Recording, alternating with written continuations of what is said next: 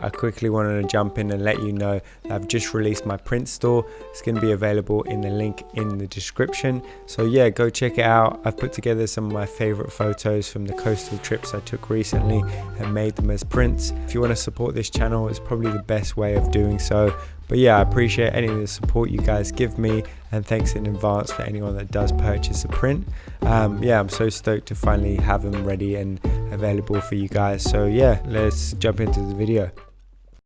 So if you've been around this channel for a little while now, you probably already know I'm pretty obsessed with the Mamiya RZ67. So I'm super stoked to give you a full review, my thoughts, what I like, what I don't like, and yeah, just go from there.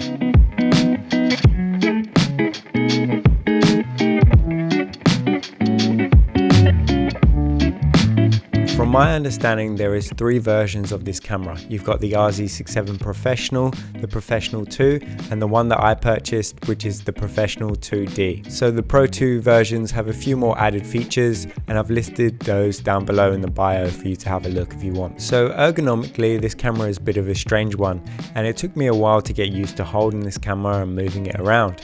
But after a while, I really got used to using it once I put it through its paces, and yeah, it just kind of came second nature to me, I guess.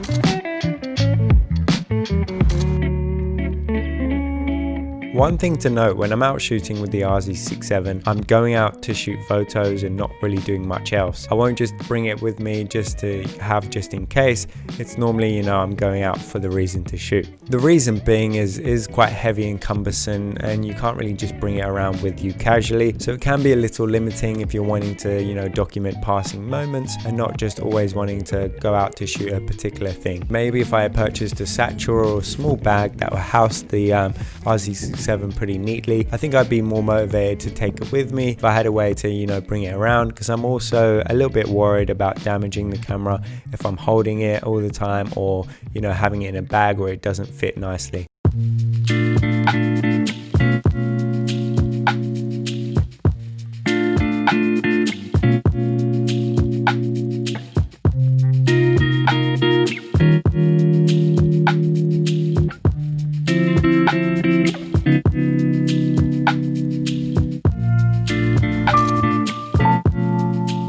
Like I said, it's a bit of a weird one.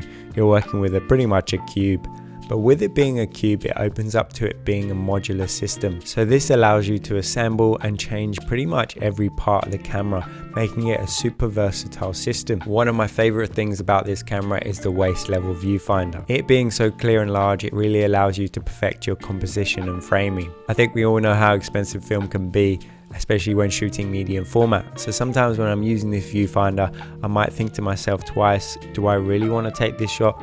And yeah, having that big viewfinder allows you to kind of compose images you're more likely to like, I guess, if that makes sense, rather than sometimes on a small rangefinder or DSLR where you can't quite see exactly what's going on. This gives you a full scope. Talking about the modular system, I'm actually quite excited to invest in a prism finder.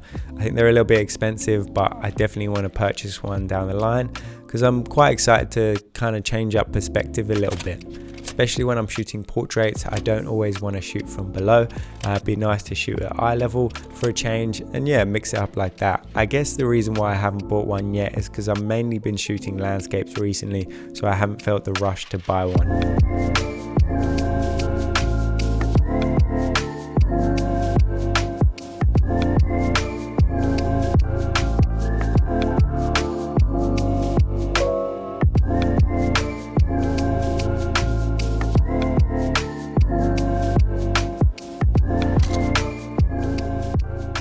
The Mamiya RZ67 is pretty well known for its bellows focusing system. I think I talked about it when I first did my initial impressions of the camera, which I'll probably link above so you can have a look as well and compare, my thoughts either way. The bellows focusing system allows you to get really close to your subject, giving you another unique perspective to shoot at. I've really been enjoying using this when shooting nature, allowing me to get really close to small details and capturing them.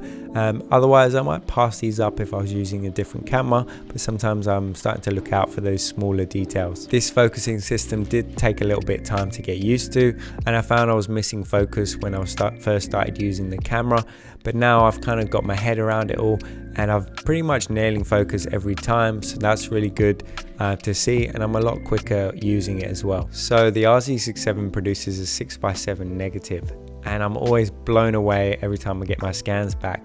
The amount of detail you get out of these images is just incredible. I think it makes it so harder to move back to 35mm when you start getting those medium format scans in. It's probably why I've been shooting so much with the RZ67. At the moment, I've only got one lens with this camera, which is the 90mm Sakura 3.5 lens. Yeah, I'm super stoked with how sharp it is. I'm interested in buying maybe the 65mm for landscapes. I think the 110 I probably wouldn't get as much use out of because I don't shoot that many portraits. I do find the 90mm is very suited to my style of photography. It's wide enough for those really nice landscape shots, and if I want to get like an environmental portrait or do some street photography, it's really good for that too. So it's a super versatile type of lens. In terms of 35mm, I think it translates to about a 45mm lens. And normally I like using 35 and 50mm prime lenses, so yeah, it's pretty neat in the middle kind of choice there. I hope you've enjoyed some of the images I've taken with this camera that I've shown you throughout this video, and now I'm going to show you some of my favorites.